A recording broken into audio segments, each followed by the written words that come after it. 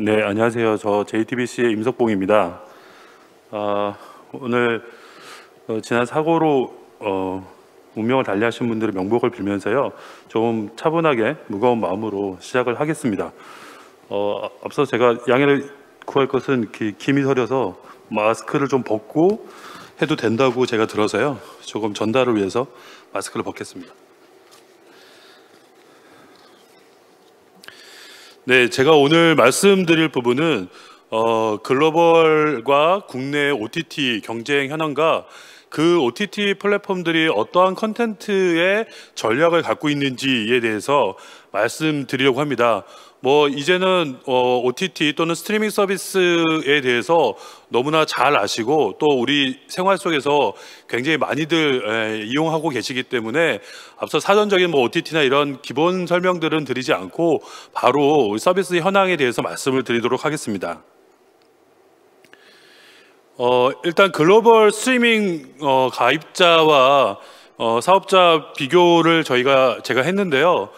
사실은 많은 그 OTT 사업자들이 있고 글로벌 사업자 특히나 굉장히 많은 사업자들이 있는데 시간과 그리고 제가 좀 압축을 하기 위해서 오늘은 한 탑3 정도라고 생각하는 넷플릭스와 디즈니 플러스 그리고 HBO 맥스에 대해서 말씀을 드리겠습니다.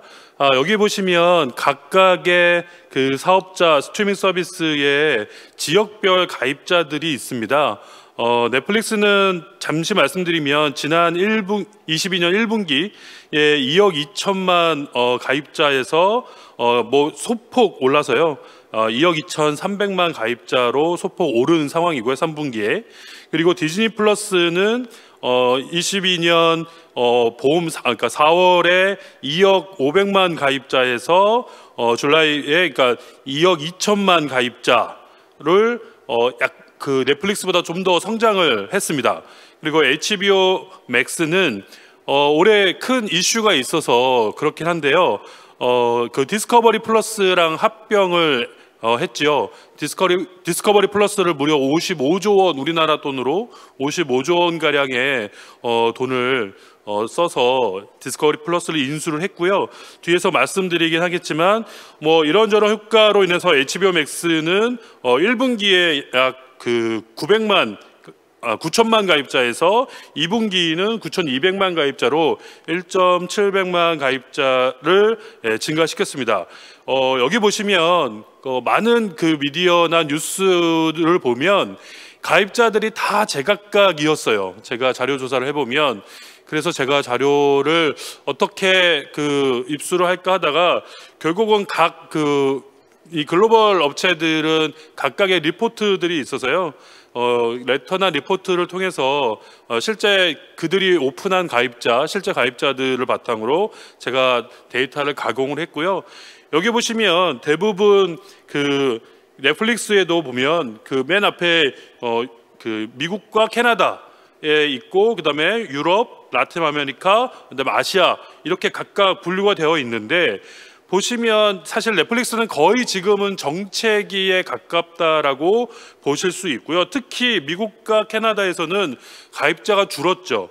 가입자가 줄고 오히려 아시아에서 그 준 가입자들이 증가하는 추세를 보이고 있습니다. 디즈니 플러스의 경우에도 보면 미국과 캐나다 지역에는 가입자 증가폭이 거의 없습니다. 역시 그 국제적 인터내셔널이니까 미국과 캐나다를 제외한 나머지 지역을 얘기하고요. 여기서 소폭 증가를 했고 또 하나 디즈니 플러스 핫스타는 인도에서 하는 스트리밍 서비스인데 디즈니가 이 부분을 인수를 하면서 인도에서는 디즈니 플러스 핫스타로 서비스를 합니다. 아시겠지만 인도는 중국에 이어서 중국을 바짝 따라간 세계 2위의 인구를 보유하고 있습니다. 약 한 14억 정도의 인구를 보유하고 있고요. 물론 가격은 되게 저렴하긴 하지만 어쨌든 가입자 기반에서 디즈니가 이 인도 시장 그리고 아시아 시장에서 굉장히 선전은 하고 있습니다. 그리고 아시는 것처럼 디즈니는 그 디즈니 플러스뿐만 아니라 계열 서비스로 ESPN 플러스나 훌루 같은 서비스를 같이 제공을 하고 있습니다. 월트 디즈니 그룹에서는. 그래서 이를 포함하면 지금 거의 넷플릭스와 이제 가입 가입자 경쟁에서는 정점에 다다랐다, 같이 경쟁을 하고 있다, 이렇게 보실 수 있을 것 같습니다. 앞서서 말씀드린 거 보면 HBO 같은 경우에 다른 넷플릭스나 이런 거에 비해서 가입자가 조금 더 큰 폭으로 성장을 했습니다. 지금 보시는 도표는 넷플릭스, 아마존 프라임 비디오, 디즈니 플러스, 그다음에 뭐 훌루, HBO 맥스, 애플 TV의 성장세, 그다음에 흐름을 볼 수 있는 건데, 넷플릭스는 점유율에서 점점점 줄어들면서 다른 사업자와 비슷해졌는데요. 여기서 제가 주목해 보는 것들은 2022년 2쿼터에서 3쿼터 사이를 보면 HBO가 이제 성장하는 것들을 볼 수 있고요. 이 기간에 사실은 아마존에 대해서도 저희가 드릴 말씀이 있어서 이 도표를 갖고 왔는데, 이 다음을 보시면 아마존은 너무 할 말이 많긴 하지만 아시겠지만 아마존은 그러니까 아마존 프라임 비디오라고 하는 서비스를 단독으로 서비스하기보다는 아마존 멤버십 가입자한테 제공하는 그 일종의 아마존 멤버들한테 제공하는 프리미엄 서비스인데요. 우리나라에 비슷한 그 뒤에 말씀드리겠지만 쿠팡 같은 기업이 있겠죠. 그래서 물류, 그다음에 전자상거래를 주로 하면서 여기에 컨텐츠 서비스를 제공하면서 많은 사람들을 그 안에서 락인하는 효과를 갖고 오게 하는 굉장히 큰 그 서비스 업체인데, 사실 아마존 프라임 비디오도 제가 앞에서 말씀드리지 않았지만 전체 멤버십 가입자가 2억 정도 됩니다. 그래서 경쟁력은 충분히 있는데 앞에 있는 넷플릭스나 디즈니 플러스 또는 HBO 맥스와 조금 다른 사업 형태를 갖고 있기 때문에 제가 사실은 오늘 탑3에선 빼긴 했습니다. 그런데 최근에 아마존이 그 반지의 제왕의 그 프리퀄 앞선 이제 시대의 배경으로 해서 더 링 오브 파워라고 하는 작품을 몇 년에 걸쳐서 제작을 했고, 최근에 그 2022년 9월 달, 그러니까 3분기 때에 이 부분을 에피소드를 오픈을 했습니다. 잠깐 말씀드리면 사실 우리나라가 굉장히 컨텐츠를 잘 만드는 나라고요. 글로벌 경쟁에서도 굉장히 지금 많은 좋은 성과들을 내고 있는데 규모 면에서는 아직은 경쟁하기가 좀 버거웠다는 것들을 여기를 보시면 알 수 있으실 것 같습니다. 보시면 그 링 오브 더 파워 같은 경우에는 편당 약 800억 정도의 비용을 들여서 제작을 지금 하고 있고요. 24시간 동안 2,500만 명이 에피소드를 봤다는 통계를 내고 있습니다. 마찬가지로 이 HBO 맥스 같은 경우는 그 굉장히 유명한 게 뒤에 말씀드리겠지만 왕자의 게임이라고 하는 아주 걸출한 그 컨텐츠를 갖고 있는데, 마찬가지로 HBO가 그 아마존에 대응하기 위해서 또 하나의 그 걸출한 컨텐츠를 또 제작을 했습니다. 그래서 하우스 오브 더 드래곤이라고 하는 컨텐츠를 제작하는데, 뭐 그 반지의 제왕에 비하면 조금 그 약하긴 하지만 그래도 하우스 오브 더 드래곤을 편당 280억 원을 들여서 제작을 했고요. 그래서 총 제작비 약 2억 불 정도를 추산하고 있습니다. 그래서 이 부분을 22년 올해 8월 달 여름에 그 서비스를 오픈했습니다. 그러다 보면 이제 앞에서 HBO가 2분기, 3분기에 가입자들이 올라온 것들이 사실 이런 부분들 컨텐츠, 킬러 컨텐츠들로 인해서 이루어졌다라고 할 수 있을 것 같습니다. 하우스 오브 더 드래곤은요, 4개 에피소드를 미국에서만 본 시청자가 무려 한 8천만 명 정도 된다고 하니까 사실 규모 면에서 굉장히 압도적이다 할 수 있습니다.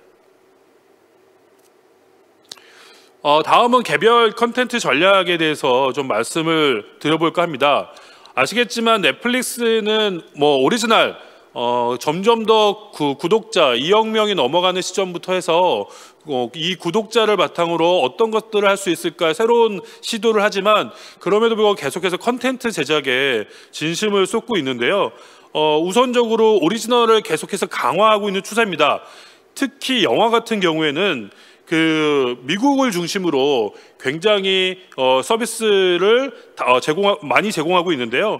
뭐 레드 노티스나 돈 룩업처럼 넷플릭스 오리지널 영화를 통해서 지속적으로 시청자들을 새롭게 유입시키는 작업들을 하고 있습니다.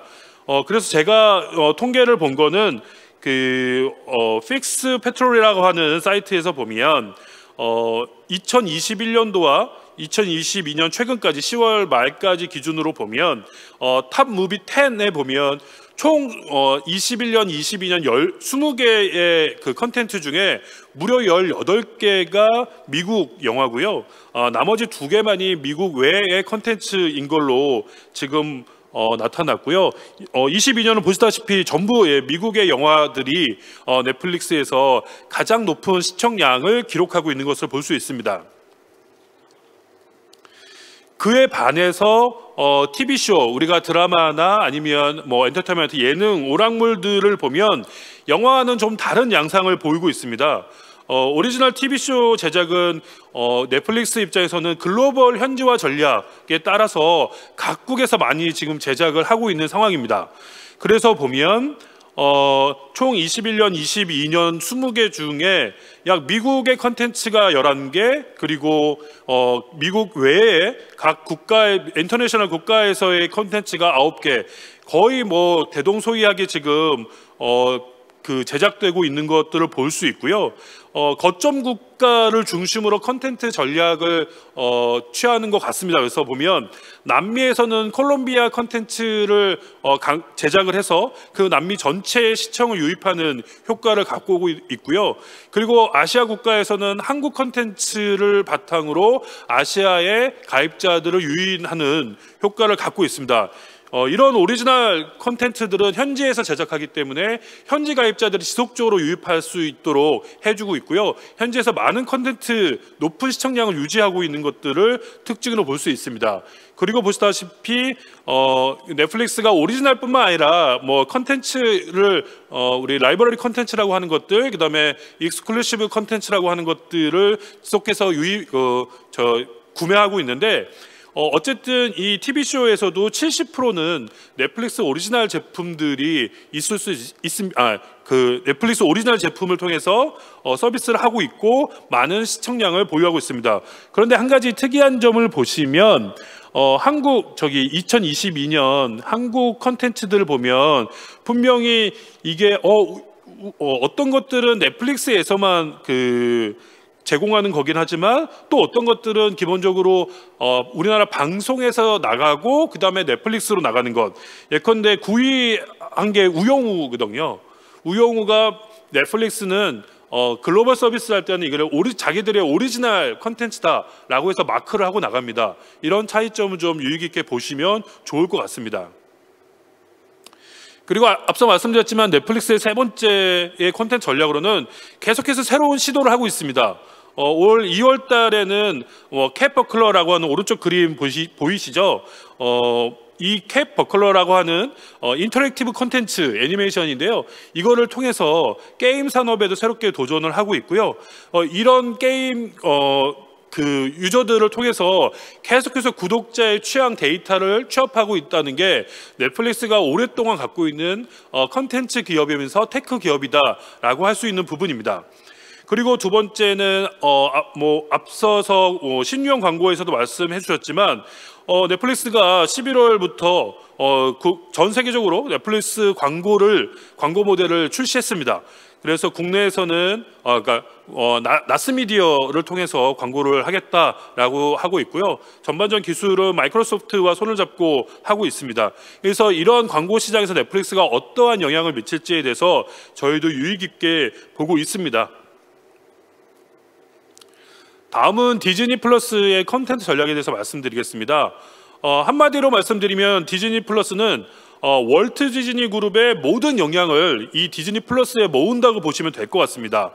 기존의 디즈니 그 픽처스나 아니면 픽사, 마블, 스타워즈 같은, 그리고 내셔널 지오그래픽이나 여러 가지의 스튜디오를 바탕으로 많은 컨텐츠들을 생산하고 이것들을 ABC 네트워크 같은 거 아니면 케이블 TV 또는 영화 이렇게 각각의 서비스했던 것들을요, 그 각각의 서비스들을 하고 이 온라인 스트리밍에서는 디즈니 플러스를 통해서 그 역량을 모으신다고 보면 될 것 같습니다.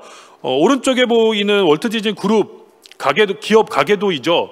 예, 이것들을 보시면 왼쪽에는 지금은 이제 계속 이 명칭들이 좀 바뀌는데, 옛날에는 이걸 그냥 스테이션 또는 네트워크라고 얘기를 했는데, 요즘에 디즈니는 이것들을 제너럴 엔터테인먼트 컨텐츠라고 해서 하고 있는데, 대충 보시면 지상파인 ABC나 케이블 TV 이런 것들을 지금 모아놓은 거라고 보시면 되고요. 오른쪽 두 번째 있는 게 스튜디오 컨텐츠라고 하는 것들이 저희가 아까 말씀드렸던 더 월트 디즈니 애니메이션이나 아니면 픽처스, 그다음에 마블 스튜디오, 루카스 필름 같이 아주 쟁쟁한 그 컨텐츠 제작 공장처럼 막강한 제작소를 갖고 있다고 보시면 될 것 같습니다. 그리고 세 번째는 말씀드린 대로 이 예전에는 이것들이 D2CI라 그래서 바로 디즈니가 그러니까 고객한테 다이렉트로 서비스하는 산업들을 묶어놨는데, 어느 순간 이 지금 온라인 스트리밍 서비스가 강해지면서 이 부분을 대부분 OTT처럼 스트리밍 서비스를 묶어놨습니다. 그래서 말씀드린 디즈니 플러스나 ESPN 플러스, 훌루나 핫스타 같은 이런 그 스트리밍 서비스가 이 그룹에 묶여 있고요. 맨 마지막은 뭐 여러분 잘 아시는 디즈니랜드나 이런 파크앤 리조트 산업들을 모아놓고 있습니다.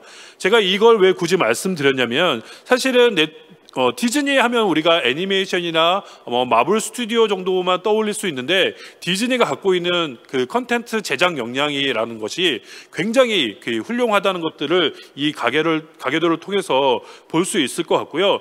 디즈니 그룹이 갖고 있는 가장 큰 원천은 오랫동안 제작을, 영화든 아니면 TV쇼든 드라마든 오랫동안 제작을 해왔기 때문에 원천 스토리가 굉장히 많다는 겁니다. 그래서 이 원천 스토리를 통해서 디즈니는 계속해서 스핀오프 컨텐츠를 생산을 하고 있습니다.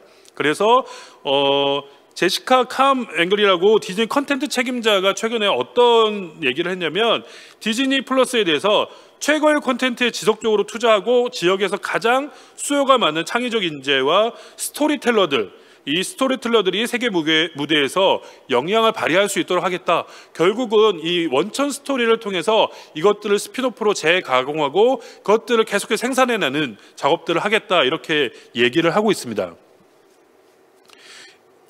디즈니 컨텐츠 같은 경우에 보면 영화는 탑 10 중에 애니메이션이 5편이 들어있고요. 그 다음에 마블 영화가 4편이 들어있습니다. 역시 마블과 애니메이션이 강점이라 할 수 있고요. 단 하나 이제 오리지널 컨텐츠 피노키오라고 하는 그 실사 애니메이션인데요. 이 부분이 디즈니 플러스에서만 제공되는 오리지널 컨텐츠인데, 아직은 오리지널 컨텐츠가 좀 부족하다는 것을 좀 알 수 있을 것 같습니다.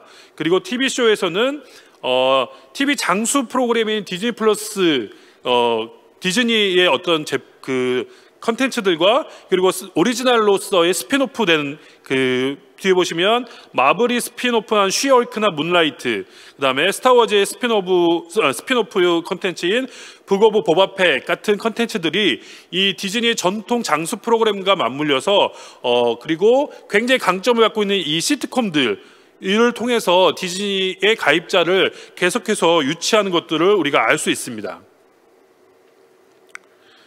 그래서 결국 정리하면 디즈니 플러스 같은 경우에는 이 마블의 세계관, 그리고 스타워즈의 세계관을 확장하는 오리지널 컨텐츠 전략으로서 신규 구독자를 계속해서 유인하고 있고요. 그리고 전통 극장용 애니메이션과 마블 영화 스트리밍을 통해서 구독자들을 락인하는 효과를 갖고 있다고 볼 수 있습니다. 그리고 폭스나 ABC, CBS 같은 전통 네트워크의 TV 장수 프로그램을 보유하고 있어서 이 부분들을 스트리밍 서비스 하면서 가입자들 계속 유지하고 있는 전략을 갖고 있습니다. 그럼에도 불구하고 많은 전문가들이 얘기하는 건 건 이 OTT 환경에서 디즈니가 좀 약한 것이 무엇이냐라고 하면 디즈니의 컨텐츠 성향 때문에 그런데 성인 컨텐츠가 좀 부족하다라는 것들을 볼 수 있습니다. 그래서 넷플릭스와 비교하면 가장 큰 차이점이 넷플릭스의 굉장히 강점을 갖고 있는 컨텐츠들은 대부분 19세 이상 19금인 반면에 디즈니는 유아 청소년이 다 같이 볼 수 있는 가족형 컨텐츠라고 하는 차이점들을 갖고 있습니다. 세 번째는 HBO 맥스 컨텐츠 전략에 대해서 말씀드리겠습니다. 아까 말씀드렸다시피 이 HBO는요 2023년부터는 디스커버리 플러스와 결합해서 서비스를 하겠다라고 하면서 HBO 맥스가 어떤 컨텐츠 전략을 갖고 있는지에 대해서 CEO가 이렇게 얘기를 했습니다. 다른 이제 스트리밍 서비스 회사에서 모든 그 스트리밍 서비스가 회사의 핵심 전략인 건 맞지만 우린 이게 전부는 아니다. 비교하면 넷플릭스가 스트리밍 서비스가 전부라면 HBO는 꼭 그렇지 않다는 거죠. 아시는 분들은 아시겠지만 HBO는 TV에서도 굉장히 많은 가입자를 갖고 있고요. 미국에서 약 한 4천만이 넘는 HBO 프리미엄 구독자들을 갖고 있기 때문에 케이블 TV를 통해서요. 우리는 꼭 스트리밍 서비스만 하는 건 아니다라고 강조를 하고 있고요. 언제나 TV가 그랬던 것처럼 다양한 형태, 그러니까 프리미엄 구독이 됐든 아니면 저렴한 광고를 보면서 저렴한 구독료를 내는 형태든 아니면 완전 광고를 보면서 무료로 보는 형태든 여러 다양한 형태의 스트리밍 서비스를 우리는 할 것이다. 이런 지금 전략을 내세우고 있고요. 이 HBO 맥스와 디스커버리 플러스가 서비스되는 2023년부터는 미국에서 출시될 거고, 그리고 2023년 말에는 라틴 아메리카, 그리고 24년에는 유럽이나 아시아 국가에서 서비스하겠다고 전략을 밝혔고요. 다만 이제 24년에도 보면 HBO 서비스 지역 제외라고 되어 있잖아요. 이게 제가 아까 말씀드렸던 케이블 TV 같은 데서 프리미엄 구독하는 이 서비스 지역은 제외를 하겠다는 얘기입니다. 그래서 이 부분은 HBO가 단순히 마찬가지로 컨텐츠를 HBO에서만 생산하는 것이 아니라 워너브라더스라고 하는 걸쭉한 그 제작소가 있기 때문에 이 모든 것들이 가능한 거고요. 왼쪽에 보이는 이 워너미디어는 워너미디어 갖고 있는 채널들 이라고 보시면 될 것 같고요. 그 밑에는 디스커버리가 갖고 있는 채널들입니다. 그리고 오른쪽에는 그 워너브라더스나 HBO가 갖고 있는 아주 킬러 컨텐츠들에 대해서 적시해 놓은 건데요. 이 부분들을 보시면 해리포터나 이런 배트맨 시리즈, 그 다음에 TV 시리즈에서 프렌즈 같은 굉장히 옛날에 넷플릭스에서 시청량 1, 2위를 했던 그 시트콤들을 다 사실 워너브라더스가 갖고 있어서 앞으로는 지금도 그렇지만 HBO 맥스를 통해서 그 서비스 스트리밍 될 겁니다. 뒤에 말씀드렸지만 한국에서는 이런 부분들을 웨이브가 독점 공급 계약을 맺어서 HBO 컨텐츠들을 웨이브를 통해서 서비스를 하고 있습니다. HBO의 컨텐츠 전략을 보면요, 결국은 워너브라더스와 DC의 강력한 극장용 영화, 그리고 이것을 통해서 오리지널 콘텐츠를 확대하고 있는 걸로 가고 있고요. 그리고 전통 미드의 최강자라고 할 수 있는 게 사실은 HBO였는데요. 이 전통 미드와 그다음에 최강 시트콤의 조합을 통해서 가입자들을 지속적으로 락인하는 효과를 갖고 올 수 있을 것 같습니다. 다음은 국내 산업에 대해서 말씀드리겠습니다.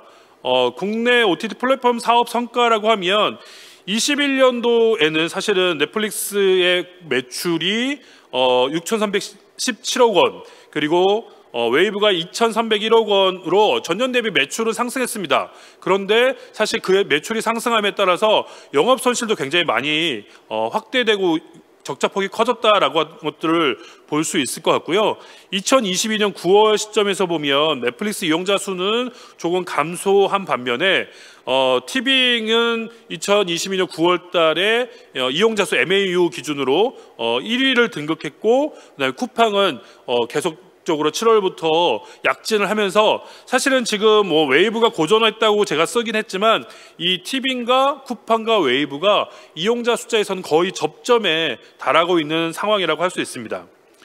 이런 매출 맨 마지막에 2021년 방송사업 매출을 제가 적은 거는 두 개 비교해 보면 조금 이해가 쉬울 것 같아서 제가 적어놨는데요. 방송사업 매출로 가장 큰 게 당연히 KBS입니다. 그래서 TV 수신료가 있기 때문에 그래서 1조 4,400억 정도 되는데 지금 넷플릭스의 21년 6,300억에 비하면 50%가 좀 넘는 60% 좀 넘는 수준인데 이 부분들은 올해 또 어떻게 바뀔지에 대해서 저희가 유의 깊게 봐야 될 부분인 것 같습니다. 개별적인 걸 말씀드리면 티빙의 컨텐츠 전략에 대해서 말씀드릴게요. 티빙 같은 경우에는 아시다시피 CJ에서 운영하는 스트리밍 서비스고요. 그래서 CJ ENM 채널과 CJ 엔터 영화 그리고 SLL을 통해서 JTBC 컨텐츠를 실시간 라이브로 제공하고 VOD를 독점으로 제공하고 있습니다. 이 CJ ENM과 SLL은 각각의 채널들을 보유하고 있고요. 오른쪽에 보시면 티빙의 지분 구조를 제가 나타냈는데 한국에서 당연히 이런 지분 구조에 따라서 컨텐츠를 어떻게 수급하느냐 이런 부분들이 차이가 있어서 제가 저기다가 적어놨고요. 이 부분들을 보시면 이해가 좀 쉬우실 것 같습니다. 그래서 티빙 같은 경우에는 이 오리지널 예능 제작을 해서 편성을 강화하는 추세에 있습니다. 2021년에는 여고 출입반, 골신강림 같은 것들을 제작해서 오리지널로 편성했고요. 2022년 현재는 서울 체크인, 전체 관람가 또는 지금 환승연애처럼 티빙 오리지널 예능들을 제작을 해서 많은 지금 인기를 차지하고 있고요. 그다음에 티빙 드라마에서도 오리지널 제작을 슬슬 시도하고 있습니다. 그래서 인기 술꾼 도시 여자들 같은 경우는 21년 말에 굉장히 인기를 많이 끌어서 한참 후에 22년 TVN 드라마 편성을 했는데 약간 웨이브랑 좀 차이점을 보면 티빙 같은 경우 점점 오리지널을 강화하는 추세고 거기에서 인기 있는 컨텐츠들을 TV로 옮겨가는 어찌 보면 윈도우가 역전되는 상황들을 티빙에서 많이 볼 수 있습니다. 그리고 티빙 같은 경우에는 이 파라마운트 플러스를 통해서 투 스트리밍 서비스를 한 가지 OTT로 우리가 제공하겠다라고 얘기를 해서 컨텐츠의 양을 풍부하게 지금 하고 있습니다. 다음은 이제 웨이브 컨텐츠를 보시면 웨이브 같은 경우는 다 아시겠지만 SK와 그다음에 지상파 3사 KBS, MBC, SBS가 지분을 갖고 있습니다. 그렇기 때문에 지상파 3사의 방송 컨텐츠를 위주로 시작을 했고요. 그리고 이 지상파 컨텐츠를 독점, 익스클루시브 컨텐츠로 가져가면서 많은 드라마, 그다음에 라이브러리 컨텐츠들을 보유하고 있습니다. 왜냐하면 오랫동안 지상파가 컨텐츠들을 제작을 해왔기 때문에 그 많은 라이브러리 컨텐츠를 통해서 아직은 이 웨이브가 컨텐츠 양으로는 절대적으로 티빙과 쿠팡 플레이보다 많다라고 할 수 있고요. 이것을 통해서 유료 구독자 수는 제일 많은 것으로 확인이 됐는데 사실 글로벌 기업과 달리 우리나라에서는 이 유료 구독자 수를 정확하게 오픈하고 있지 않아서 저희가 알고 있지만 쉽게 발표하기 좀 어려운 점은 양해를 좀 부탁드리겠습니다. 웨이브는 이런 이제 오리지널 드라마와 예능, 다큐멘터리 편성도 계속해서 시도하고 있고요. 아까 말씀드린 것처럼 HBO 그리고 MBC 유니버셜의 컨텐츠들을 독점 공급하면서 이 기존의 한국 컨텐츠로 인해서 좀 다양성이 부족한 것들을 이것으로 해서 보완을 하고 있는 상황입니다. 그리고 이제 웨이브 아메리카를 통해서는 아마존 프라임을 통해서 미국의 컨텐츠를 한국 컨텐츠를 제공하고 있는 상황입니다.